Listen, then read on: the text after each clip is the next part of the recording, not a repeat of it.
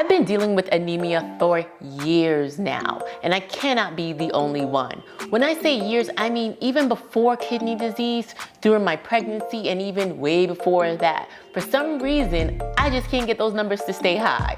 But honestly, since I've been diagnosed with kidney disease, my numbers drastically drop. I'm talking about a 5, maybe a 6, roughly, where I had to get a blood transfusion. So in today's video, I'm gonna be discussing some of the symptoms that I experienced or even others have experienced while dealing with anemia. So if you guys know anyone that could benefit from these types of videos, please go ahead and share it with them. And if you're new to my channel, what's up? Take a moment and hit subscribe. And don't forget to click that notification bell as well. And if you've done that, welcome to the family. All right, guys, let's go ahead and get started.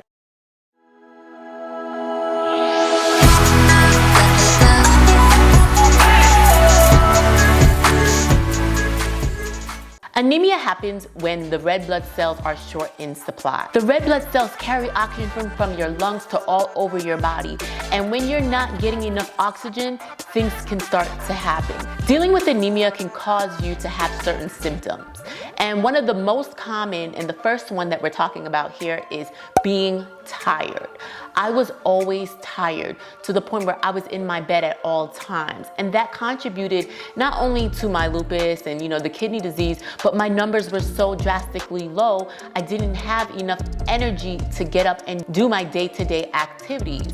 So feeling tired is definitely the first and the most common when dealing with the anemia. The second one is poor appetite. You may not be feeling like you're hungry just because you're tired and you're dealing with all the other symptoms. So having a poor appetite can definitely have an effect from just dealing with anemia. The third one is feeling dizzy or lightheaded. So when I was dealing with my anemia and I wasn't getting enough oxygen to the body, I would feel like I wanted to pass out. I would take a step or two and the room would start to spin. And those were signs to let me know that my numbers were low. So when my numbers got really low and we did check it, long and behold, I was correct. So definitely be careful, even within those times. Contact your provider, let them know what's going on and what you're experiencing, because anemia is nothing to play around with. The next one I would say is a rapid heartbeat, because like I said, you're not getting enough energy, so your body's overworking itself. So you may experience rapid heartbeat when you have anemia. Something else that was common for me was shortness of breath. This was, not only was I tired, like I said, was the number one, but the shortness of breath was drastic, to the point where there were nights where I actually had to sleep sitting up. I couldn't breathe. My husband, there were days where my husband had to help me get to the bathroom because I couldn't even walk to get to the bathroom because I felt so exhausted. I felt like, every step that I took, it was painful. And I felt it right here in the middle of my chest. And the only way for me to actually sleep at night, because if I laid flat, you will definitely feel that pain in there.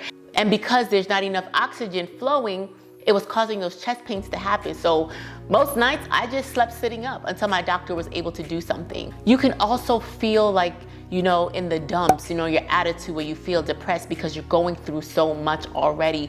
You're weak, you're dizzy, you're tired, you have shortness of breath. So that can mess up your mental state. You could also just be, sad about everything that's going on. When your body is not on the right levels, it can throw everything off, even your mental state.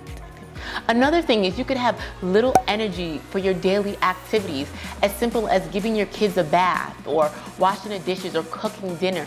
There were many nights where I didn't even have energy to make anything to eat. So I would have to ask my husband or my kids to just kind of grab me something because I had no energy to go up and down the stairs. A lot of people who deal with kidney disease also have anemia issues, and that has to do with the hormones. Just remember, low EPO levels can cause your red blood cells count to drop and for anemia to develop. Anemia can happen early in the course of kidney disease, but as you progress to ESRD, it may get worse during that time as well. From the research that I've done, anemia seems to be common in African American females, people who have diabetes, and severe loss in kidney function. I'm not saying everyone that has anemia has the same symptoms. They all can range, it's just depending on your body. So if you're dealing with kidney disease, or even if you're not dealing with kidney disease, one way to test is to check your hemoglobin. Your hemoglobin is the part of the red blood cells that carries the oxygen throughout your body. So if your hemoglobin is too low, more than likely, you have anemia issues. Sometimes your body may just need some extra iron, but some of the things that I had to do, so when I was dealing with very low, before I got to the point where it was like extremely low, my doctor actually gave me some iron pills to take. So I used to take supplements, but I used to also eat foods that were rich in iron to help build up on a natural level. We even did a shot in my arm. That was every couple of weeks. I would go in and see my hematologist team, and she would give me a shot, and that would help boost up, you know, my iron levels. When I got to the point where it was ESRD, I had to get a blood transfusion. I have never had a blood transfusion prior to that. I was at about a 5 or 6 was my number, and the doctor was telling me that I can basically die if I don't get this blood transfusion. I was scared, I was nervous. I've never had anyone else's blood within my body, but you know, the doctor sat down, they explained to me the procedure. They told me that they, you know, screen the blood, they do all of that, and we did the blood transfusion. And as soon as I did my blood transfusion, I completely felt different. I mean, instantly felt the difference. And after that, I've done about 2 to 3 more blood transfusions since then, because my body just can't hold it. I don't know what it is, but once I get to that level, and the highest I think I've ever been was after my kidney transplant, and that was like 11.5. And since my kidney transplant, my numbers have slowly decreased back down. Currently today, as of me making this video, I'm at a 9.